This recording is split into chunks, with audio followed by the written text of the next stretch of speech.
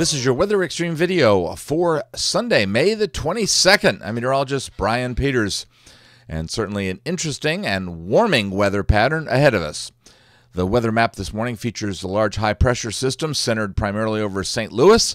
That is bringing a slightly northerly flow to the southeastern U.S. and to central Alabama, and as a result, we're seeing slightly lower humidity across the area. So even though we're expecting to see temperatures around 80, it will feel nice.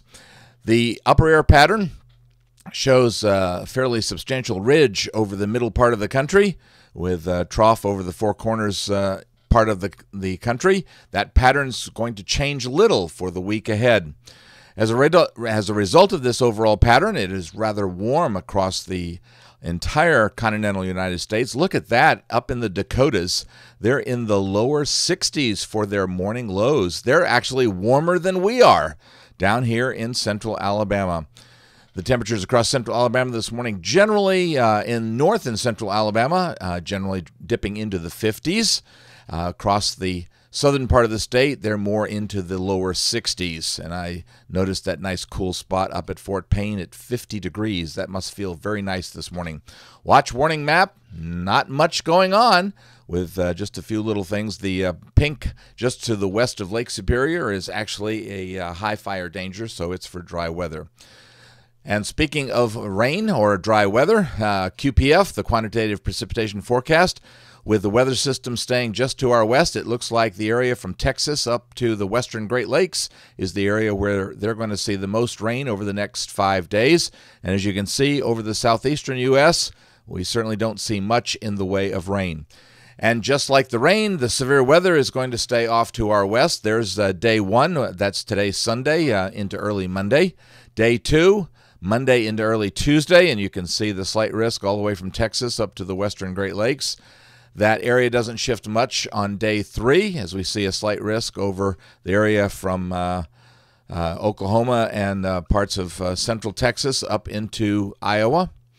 Day four, we see that risk shift a little bit over Iowa, Missouri, and Illinois as the weather system begins to come out, but it shifts back as another weather system takes shape to our west, and then it stays that way for day 6 as well. So a lot of severe weather over the next several days for the central U.S. And we're only about a week and a half away from the start of hurricane season, so this is in the tropical Atlantic, and so this is a map that we'll be showing from time to time. As you can see, there's not much going on. All right, let's get to the GFS 06Z model run this morning, and there's the surface high settling in, and with that slight northerly flow bringing us a very nice day today. The high is with us still on Monday as it meanders and moves slowly eastward across the lower part of the Great Lakes area. In the upper atmosphere, we see the ridge coming our way, as the ridge on Monday will be over and aligned generally with the Mississippi River Valley, extending all the way up into southeastern Canada. Tuesday, the ridge is still with us as the trough off to the east begins to move out, and we see that big trough off to the west as that trough will settle in and stay with us. Wednesday, that trough's still there, but the ridge still holding pretty strong over our area. By Wednesday, I think we're going to be seeing temperatures warm enough as the ridge builds in that we'll see not anything generated in terms of a weather system, but we'll see some showers develop as a result of the heat of the afternoon. So looking for isolated showers. Thursday, the ridge still strongly holding on as that trough still stays out to the west over the Four Corners area.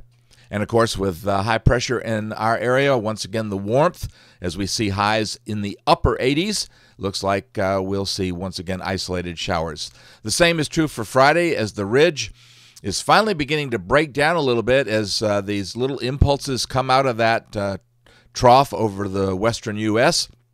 And that, once again, keeps us basically in showers or isolated afternoon showers.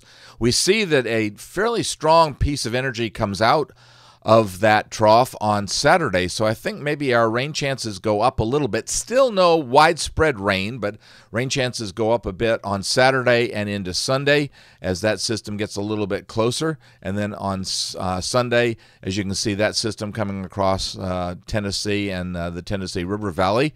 So it looks like we'll see a little bit more in the showers possibly as we head into Saturday and Sunday.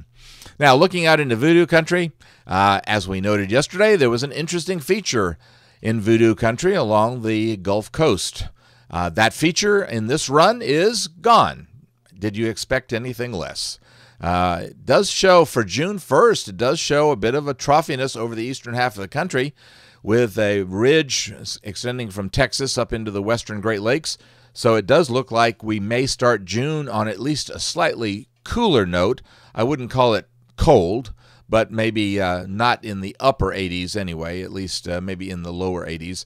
And then the GFS suggesting around the 5th of June that we have a fairly strong shortwave extending there from just to the west of Chicago down into eastern Oklahoma. And that could spell a bit of wet weather for us in the southeastern U.S. and the lower Mississippi River Valley. But as we note on Voodoo, it's just trends that we're looking for, and because we don't have any continuity from yesterday, there's not much of a trend to really grab hold of. Well, that'll do it for the Weather Xtreme video for this morning. I want to thank the folks at Altoona for the invitation and for coming to their festival yesterday. It was fun chatting about the weather to lots of folks. James Spann should be back with the next edition of the Weather Xtreme video first thing on Monday morning. In the meantime, check back with the AlabamaWX.com for the latest on Alabama's weather. I'm meteorologist Brian Peters. Godspeed.